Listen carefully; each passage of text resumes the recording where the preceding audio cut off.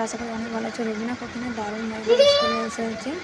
আলু ডিম ভর্তা, তার সাথে হবে ডাল ভর্তা। তো প্রথম থেকে শেষ পর্যন্ত দেখতে থাকো। অবশ্যই ভালো লাগলে কিন্তু অবশ্যই লাইক করো, শেয়ার করে দেয়। বেশি বন্ধুরা এখনো পর্যন্ত আমার চ্যানেল নতুন, তো অবশ্যই চ্যানেলটি সাবস্ক্রাইব করে পাশে থাকবে। তুমি আজকে বানাবো আলু ডিম ভর্তা, তার সাথে থাকবে ডাল ভর্তা। তোমরা দেখতে থাকো, খুবই ভালো লাগবে। তো কি আলু ডিম ভর্তা একসাথে খেতে পছন্দ করো অবশ্যই কমেন্টে জানাবে। আর কি খেতে পছন্দ করে না সেসব বন্ধুরা কিন্তু অবশ্যই কমেন্টে জানাবে। আর আমি কিন্তু এখানে একটা চিজ ভর্তা করে নিই, দুটো করবো, ডাল ভর্তা আর আলু ডিম একসাথে ভর্তা। আলুগুলো ভালো করে সিদ্ধ করে নিব। তো ভালো করে সিদ্ধ হয়ে গেছে। কতক্ষণ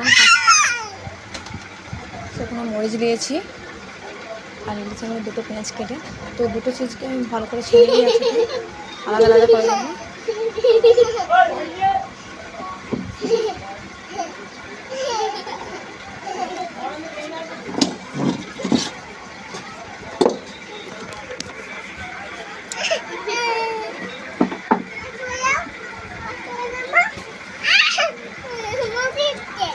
ভালো করে আমি ছোট্ট ছেনে নেব ভালো করে শুকনো মরিচটাকে।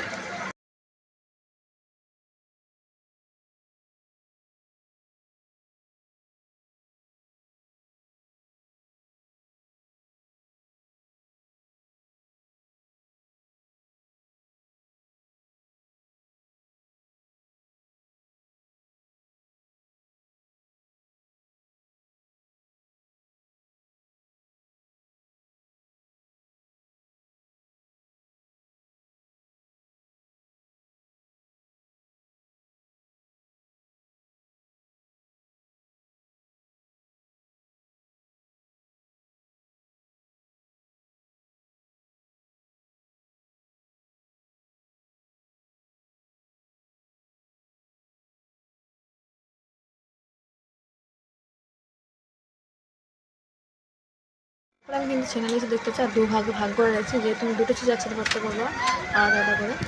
ডিম আলু দিচ্ছি।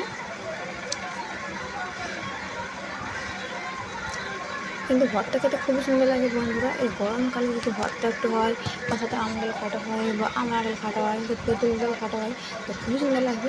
যেহেতু আমি আজকে ওইসব করছি না, যেহেতু ডাল ভর্তা বানাচ্ছি, তাই ডাল ভর্তা আর ডিম আলু ভর্তা একসাথে, তাই খুবই সুন্দর লাগবে। তোমরা ভিডিওটা কিন্তু দেখতে থাকো। সব বন্ধুরা এই পর্যন্ত দেখেছি, তাদেরকে অনেক অনেক ধন্যবাদ।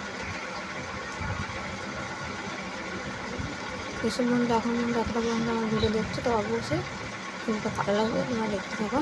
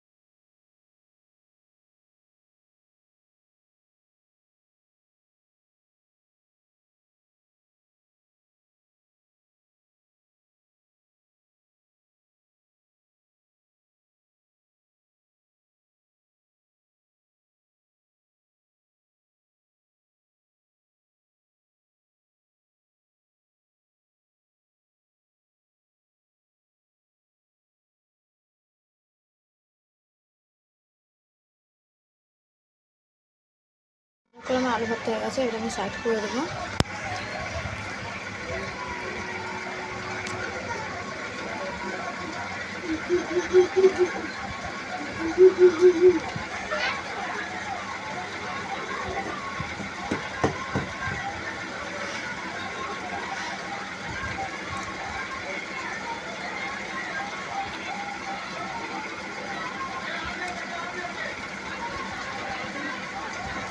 ভর্তাটা কত সুন্দর লাগছে, আলু ভর্তাটা খেতেও কিন্তু খুব সুন্দর লাগবে।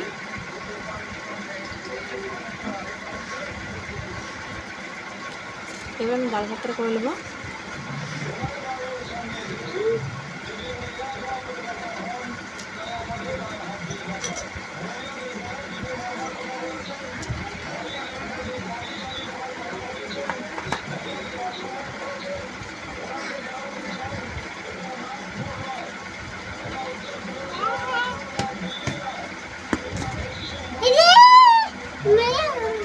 এখন এখানে ডালটা আমি ভর্তা করে নিচ্ছি।